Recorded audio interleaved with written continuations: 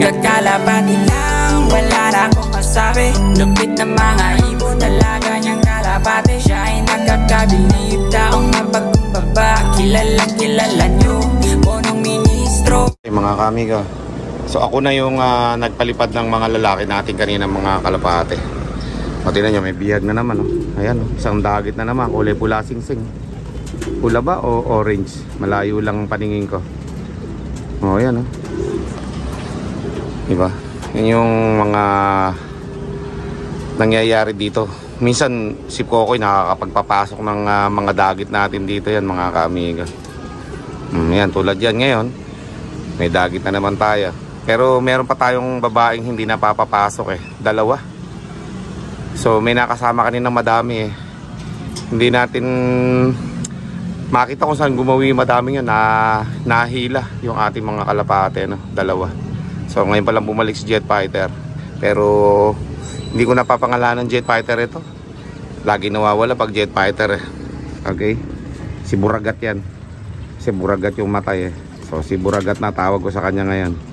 Ayan Okay, so ito dagit natin So tingnan natin kung mapapababa na natin yan. Tingnan natin kung kaya natin yung nagagawa ni Kokoy. Ayan mga kamigo, gandang dagit niya batang bata. Buksan mo lang yung isang panglalaki na bintana, dahan-dahan.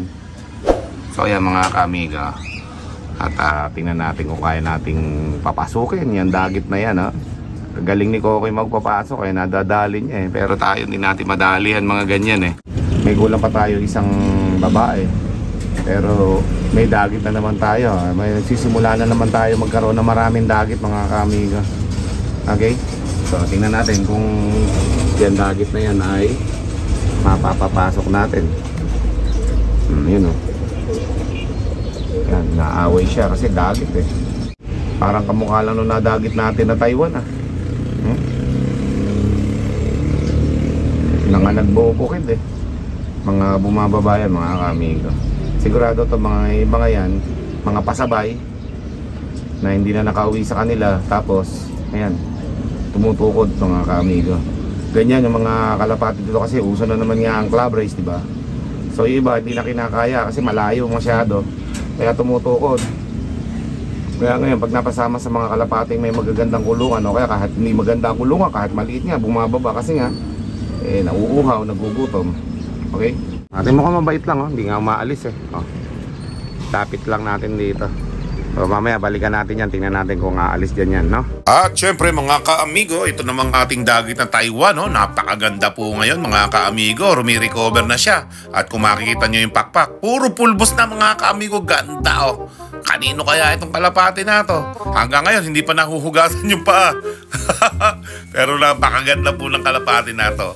Hindi siya blue check, hindi siya dark check. Parang maabuhin na checker dito ng mga kaamigo. Ano kaya tawag dyan sa kulay na yan? Napakaganda po nito at ito ay namamas ko rin sa ating loop. Hindi ko pa ito napapakawalan mga kaamigo So medyo gumaganda-ganda na yung katawan niya. Rumirecover na po mga kaamigo. Napakagandang kalapati nito Kaya maraming nagpapadagi dito sa loop natin. Namamas ko sila mga kaamigo Okay? So yan, abangan nyo yung releasing natin yan. Dahil kasi bibigyan din natin ng 500 yung dagit na yan pauwi sa kanila. Kaya sana makauwi yan doon sa amo niya O abangan nyo po yan mga kaamigo. At syempre, yung atin naman dagit doon sa ating 360 viewing, tingnan natin kung nakabalik na o nakaalis na ba sa ating loop. Okay? So samahan nyo ko. Let's go! Dahil puro dagit na nangyayari dito sa loop natin Maraming umuuwing kalapati dito sa ating loop kasi nga namamas ko. Maraming pinapadagit ngayon sa loop natin mga kaamigo. Yung iba hindi ko nahuhuli Si Kokoy din minsan nakakapagpapasok yun. Hindi namin pinapapasok kusa pumapasok tong mga kalapati na to. Ito kusa pumasok ito Hindi na nakukunan ni Kokoy ng video Okay? So balikan natin yung kalapati natin doon sa ating 360 viewing. Tingnan natin kung nandun pa. Let's go! Nandiyan pa rin yung dagit natin namamahinga Yan siya. Hindi pa rin siya umaalis dyan. Baka mamaya bumaba pa yan dito. Pag yan bumaba dito, makapapasok natin yan dyan. Daming kalapati nakakulong dyan ngayon. Naka-viewing yung mga YB natin. Okay.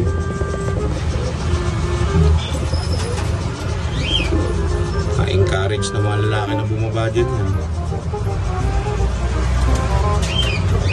Yan. So, yun. Kahit naman marami tayong nadadagit dito mga ka-amigo, still, yan naman yung pinapakawalan naman natin. Okay? Minsan nga, at dati pa nga, napakarami natin nadagit na nilalagyan natin ng pera, no? Okay? Yan, no? Yan, dami pa nating kalapati nakakawala dyan. Mga lalaki, malapit na tayo magpakain mga ka-amigo. Abangan natin yan. Let's go. A few minutes later. Yan, naglipadan yung mga kalapati natin siguro sumama na dyan yung dagit natin. Ayan, no? Yan sila, oh. Oh. Siguro naman, sumama na dyan yung dagit natin. Okay, so tingnan natin ulit. Kung umalis na. Kasi, binugo ko na dito sa baba lahat ng mga kalapati, para yung paglipad sumama na. Pero pagka nandito pa rin siya, gusto niya magpadagi talaga. Nandun pa rin mga ka-amigo, yun, oh. Hindi pa rin umaalis, oh. Yun. Oh. Yan. Pagka walang sensor mga ka-amigo, hindi sa atin yan. Yan. Lahat ng kalapati natin may sensor dito, yung mga pang south natin, okay? So nakakarga ngayon yung ating mga kalapati. So pag di siya umalis dyan, bababa yan. Naglipadan na lahat ng kasama niya, siya hindi pa, oh. May dalawa lang na naiwan dyan, oh. Yun, tatlo, dalawa, tatlo. Okay? Malapit na kami magpakain, so abangan natin kung papasok yan. Let's go. Ito yung mga kalapati natin, nagbababa na dito. Nagugutom na siguro to. Okay, mag-asawa kayo, ha. Ayan, panik tayo doon mga kamiga. Palagay ko ito na yung dagit natin, ha. Bumaba na, tingin ko lang. Pero sana umuwi na. Hindi na tayo manghuli pa ng dagit dyan. Okay, so tingnan natin. Wala na. Ayun pa rin, oh. Hindi pa rin nakakaalis doon ng loko. Yun, oh. Yun, nakatalikod lang. Namahinga na talaga siya dito. Magpapapasok na tayo mga kamigo, kasi magpapakain na tayo ng almusal ng ating mga kalapate. Okay, si Buragatan dyan, oh. Naiiwan sila kanina, Ito naman dagit na to. Talaga nung kung ano yung pagkadapo niya kanina, yan na rin hanggang ngayon. Hindi na rin umalis dyan. Tingnan natin kung mapapapasok natin itong magandang dagit na to. Karamihan ng mga dagit natin dito puro magaganda, yo. Kung bakit dinadalo tayo palagi ng mga dagit dito, ano? Pasok na, pasok. Sik.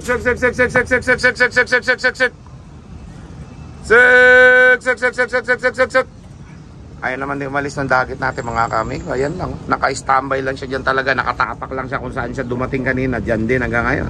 Mga kami, pinalipad ko na. Naiinip na ako,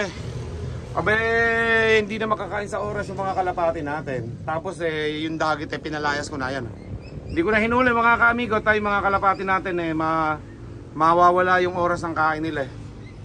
Okay, so yun, pinalipad ko na. Sana makauwi siya sa kanila.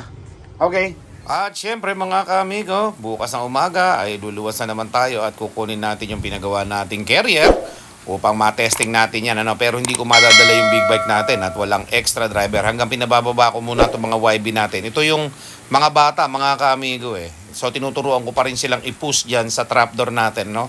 Hindi pa masyadong perfect yung pagpasok sa trapdoor, Okay? At syempre nga mga ka-amigo, bukas na umaga aalis tayo ng maaga. Kasama natin yung isa nating ka-bros, sa Z1000. Magpo-Fortuner lang kami at hindi namin masasama yung big bike namin dahil nga mga ka-amigo, walang extra driver, no? So, 2 Fortuner dala namin. Papakabit kami ng carrier, no? Okay? Sa Fairview. Malapit doon sa pinagtosan ko. So, tara mga kamigot, samahan niyo ako bukas na umaga.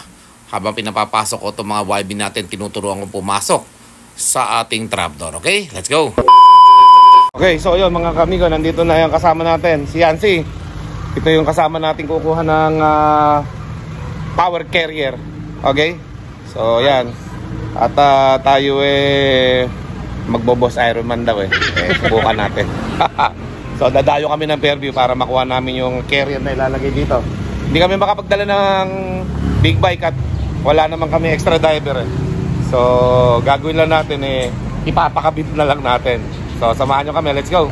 Okay, so yun mga ka-amigo, si text na kami. Paluwas na naman ng Maynila, no? Ginagawa ko lang kapitbahay ang Maynila, mga kami, mga ka-big bike natin, no? Iyon, no? O, bakit kaya dito wala sa lane namin? Ano ang problema? O, yun, no? Biglang papasok dito. Kinuha na pala ng kabilang lane. So, isa na lang ngayon. Okay. So, may singit na lang tayo dito. At maya-maya, mga kamigo, nasa Manila na kami, kailangan natin na maaga kasi doon para hindi naman tayo matraffic. Ano, dami mo uwi, oh. Pila. Kaya kinuha nila yung lane. 2 hours later. Okay, so yun mga ka-amigo, nandito na kami sa Quirino. Okay? At ito nga ay papunta ng Fairview, no? So doon tayo banda kukuha. Malapit doon sa pinagtosan natin ng Kalapati noong nakaraan. Mga 5 to 6 kilometer lang ang layo doon. Kung nalaman ko lang kaagad, pinuntahan na sana natin nung parang nakaraan, no? So hindi ko kasi tinanong, pero syempre gusto ko rin makasabay yung ating kaamigo na si Yancy para makapag-stroll naman kami, no? Kaya lang di namin nadala yung mga big bike namin at wala kaming extra driver. Kaya kami na lang ang naging driver. Hindi na nadala yung imo-model namin kung paano isasakay yung Z1000 at saka kung paano ibababa at itatali. So tingnan na lang natin kung paano natin matututunan yun, ano? At meron namang sasabihin na mga advice yung gumawa no? Kay Roy Power Carrier. Okay, so let's go. Kami nakamotor, oh. Halos puro nakamotor na dito sa Maynila ngayon, Paramihan nakamotor na. Siyempre sobra traffic kasi, mga kamigo. Kaya kahit na ikaw man yung nagtatrabaho dito o ako man o wala akong kotse, magmumotor din ako kasi sobra traffic dito, mga ka-amigo. Ayan, no? SM Fairview na, mga ka-amigo. Diyan ako nag-toast na nakaraan, A few minutes later. Okay, so nandito na tayo, mga ka-amigo, sa shop nila. Alright. Okay, so yun, mga ka-amigo, nandito na tayo sa Roy Power Carrier, no? Mga ka-amigo. Ito yung mga nagpagawa na dito. Ang dami na nila, Yan, kaya naman dito rin ako nagpagawa kasi napanood ko si Adol Reed dito, So dito rin siya nagpagawa. Mga SUV rin, yung mga karamihan nagpagawa rin dito. So dito na rin ako nagpagawa at sinama ko yung tropa natin, ano? Okay, ano? Si Reed pala to, Yan, siya yung napanood ko sa vlog, kaya dito na ako nagpagawa. Okay? So marami na rin mga sikat na mga vlogger na nagpunta rito na nagpagawa. At ako naman, di pa naman masyado sikat. Sakto lang. O, yan. So, yun. At ito, yung mga sasakyan natin nakakabitan, ano? Tig-isa kami ng tropa natin na si Yancy. So, tingnan natin yung mga gagawin dito. Kung paano nila pinoproseso yung paggawa dito sa Roy Power Carrier, no? Ayun, no? So, magkaiba yung sukat nito sa Fortuner na bago 2022 model sa aking Fortuner. Saktong-sakto, nandito yung may-ari. So, paano, sir, ang sistema natin pagkakabit? I-demo na lang. Paano mag-load ng motor, depende sa motor na ilo-load, nag-a-adjust kasi yung wheel chock natin. So, ituturo ko lahat dahil wala naman kayong dalang big bike.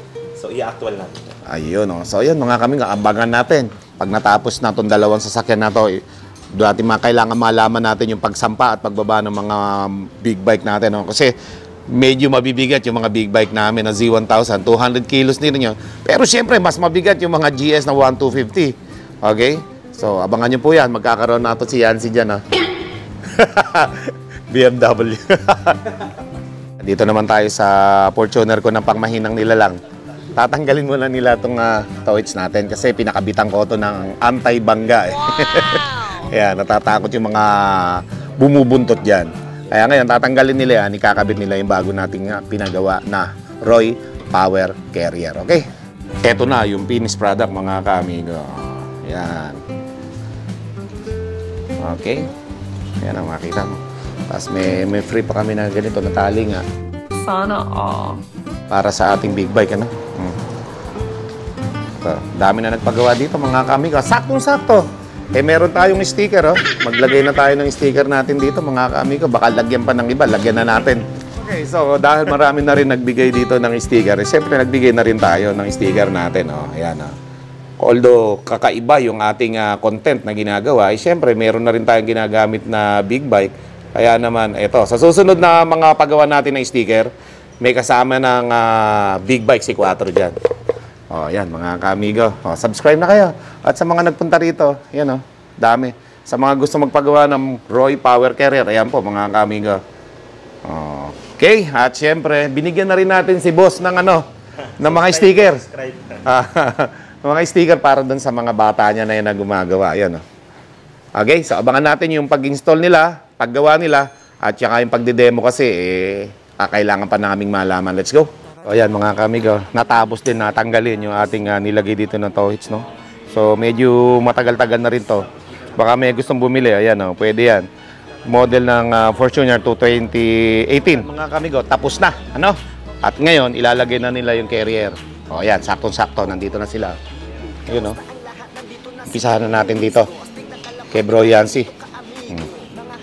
Ayun disalpak lang pala Ganun lang pala kabilis yun. Ayan na, mga kamigo kaagad Kaganda.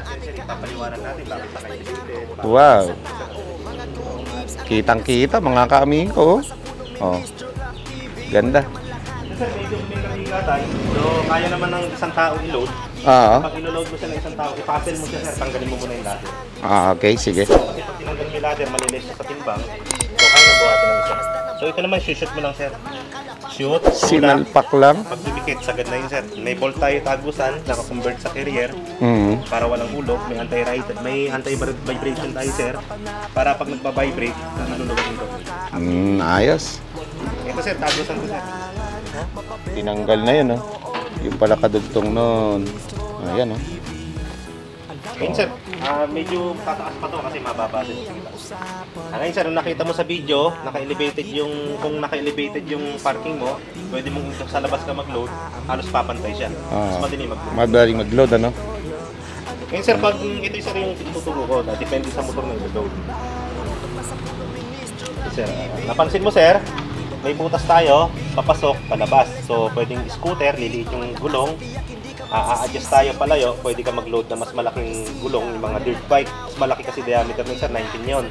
Ngayon, sir, pag mag-load ka ng motor, kunyari, sir, big bike, scooter, nag-iiba kasi yung sukat. So, for example, sir, ito yung gulong ni big bike. Sample lang naman, sir. Dahil wala tayong dalang big bike. So, bilog siya, sir, di ba? Bilog. So, bilog yung gulong, kunin mo yung outside diameter nito, tsaka yung outside nito. Yung labas ng goma, sir, sa gitna ka magbe-base. So, ganyan, sir, sukatin mo yung outside to outside. For example, sir, sinukat mo si Z1000. Outside to outside, ito yung outside niya sa finger ko. Tandaan mo lang siya, sir. Ngayon, sir, sukat ka dito, inside, loob. So, napansin mo, sir, yung outside diameter ni big bike, nakalabas. So, laging ganun, sir. Kahit anong motor ang ilo-load mo, si stopper, lagi siyang may clearance na 1 inch papasok. Para pag-load ng big bike mo, hahabulin ni stopper yung outside diameter, hahabulin niya, magpapantay sila dito, aangat siya dito. So, kailangan, sir, pag nag-load ka ng motor, ang position niya nakaangat. So, wag naman sobra, sir. Mga ganyan lang. 1 inch o 1 and 1/2 pwede. Yari naman, sir, sinukat mo si Z1000. Sukat mo. Ito yung sukat mo. Sukat tayo dito. So, pumantay siya, sir, di ba? Pantay siya. So, ang gagawin mong option, tanggalin mo yung pin, adjust mo si stopper, pasok mo ng 1 inch. Para pagpasok mo ng 1 inch, makukuha mo ulit yung 1 inch clearance. So, laging may 1 inch clearance, sir. So, pag nakuha mo na yung sukat, baba mo siya, sir. So, syempre, newbie pa, sir, pwedeng may tagatulak. So, dahil baguhan, so may tendency pwedeng dahal-dahan lang din dahil syempre alalay pa, baguhan pa. Hindi katulad namin, sir, sanay na kami. Kaya mabilis namin isang load. Ngayon, sir, kami, syempre, newbie ka, sir, pwedeng dahan-dahan, nangangapa pa, dahan-dahan. Wala namang problema, sir, kahit dahan-dahan. Kaso dito mo tatandaan, sir, pagdating mo dito, huwag kang hihinto. Kasi pag huminto ka dito, sir, may hirapan ka na magtulak dahil maglalak siya. So, nakita mo sa video na pinanood ko, lagi may buwelo, sir. May buwelo ka, kahit mga isang dangkal, sir, para tulungan ka lang ng motor para gumulong. So, andito yung gulong mo, silipin mo, bilang ka ng 3, 1, 2, 3, gulong, bang, bababa. Kaangat ng 1 inch, kunin mo yung sentro, bitawan mo na, sir. Kasi pag nakatayo na si Z1000, ang second nating option, syempre, tali agad tayo, safety muna tayo, sir. Sa huli mo na ibabalik yung ram sa carrier. So, port tayo, sir. Left and right, dun sa port, para walang gagasgasan na flarings. Balik, hihigpitan mo, sir, yung tali kabilaan, bababa yung suspension. Kailangan, sir, pag hihigpitan mo yung left and right na tali, yung suspension natin bababa. Kasi pag maluwag kasi yung tali at hindi lumabas yung suspension, Yung suspension kasi maglalaro. So luluwag yung tali. So delikado yun sir, baka tumama ka dito. So huwag mo naman ibababa ng sobra sir, kahit mga 1 and 1 half okay na yun sir. At least, konti lang yung play niya. Pero mas maganda pa rin yung may play ng konti yung motor para yung sasakyan mo sir hindi pa. Ito sir, ganun din, kabilaan, left and right. Hila, baba konti suspension, safe brake. Sa huli mo na ibabalik ng RAM sir kapag naka-safety na yung motor. Yan lang. Tapos, ikita mo sir, same lang naman yung sukat nila, may ibig naman tayo. Alam mo sir, yun sir, may i-trade yun sa loob. Ikpitan mo, para dumikit siya sa rubber, mawala yung play niya, so hindi siya maingay. Oh, yan, naka-elevated na yan. Nakaangat siya sir. Angat siyang konti, no? Nakaangat siya. Kasi pag load ng big bike mo, bababa suspension mo, sakay kayong tatlo para mas makuha niyo yung max load. Yan, sigurado, ganyang kabigat yun. Tatlong tao na yan. Kaming apat sir, kinumpit ko kasi kaming apat. 360. So wala nang ganung big bike kahit GSA 265. Kasi ako sir 90 kilos ako. So kung bibili ka sir ng GS, mas mabigat kami din sir ng 100 kilos. Wala pa rin. Ganun ka na kasi sir. Sakto. Kung nag-bounce kami ng konti, magta-times to kami. So nasa 600 kilos. So kaya pa sa kung carrier naman. Galing. Ayos ah. So kung GS pag 2,000, hindi siya ganun kababa dahil mas mabigat niya. So yan mga kamigo, tapos na tayo mag-demo at ituro sa amin kung paano itali yung motor pati sa paglalagay ng gulong. Okay, dito, yun lang. So kaya tinalian ito dahil siyempre para hindi maging maingay ito pag sa kalsada pag wala yung big bike dyan. Okay? So yan, ayan, hindi ko natatanggalin dyan yan para iwas din tayong bangga sa likod. Okay? So marami naman reflectorize yan for safety. Okay? So salamat sa mga taga Nueva Ecija pala. Yung mga bata mo dito, boss, no? Sir, taga Aliaga, Quezon. Oh, ayan, oh, malapit lang sila sa amin. Sa kanto lang ako ng Carmen mismo. Okay? Alam mo na gawin kayo? Okay, maraming salamat sa inyo, boss. Maraming salamat, ha. Sa ulitin. Sa ulitin, sir. Bale mo, makapaglabas to ng BMW 1300. Ikaw mo yan. May punong ministro, Lap TV.